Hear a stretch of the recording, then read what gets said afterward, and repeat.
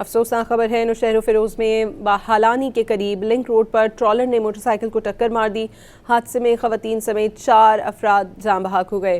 Police के मुताबिक जान बहक अफराद में मोटरसाइकिल सवार 2 खवातीन, एक बच्चा और एक मर्द शामिल है। तमाम लाशें हालानी अस्पताल मुंतकिल कर दी गईं। ट्रॉलर को तहवील में ले लिया गया जबकि ड्राइवर मौके से फरार हो गया। अफसोसनाक खबर है नौशहर फिरोज में हालानी के करीब लिंक रोड पर ट्रॉलर ने मोटरसाइकिल को टक्कर मार दी। हादसे में खवातीन समेत 4 अफराद जान बहक हो गए।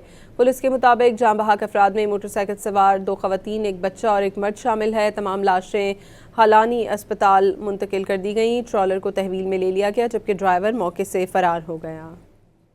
अफसोसनाक खबर है नौशहर फिरोज में हालानी के करीब लिंक रोड पर ट्रॉलर ने मोटरसाइकिल को टक्कर मार दी।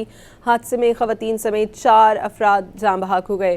पुलिस के मुताबिक जान बहक अफराद में मोटरसाइकिल सवार 2 खवातीन, एक बच्चा और एक मर्द शामिल है। तमाम लाशें हालानी अस्पताल मुंतकिल कर दी गईं। ट्रॉलर को तहवील में ले लिया गया जबकि ड्राइवर मौके से फरार हो गया।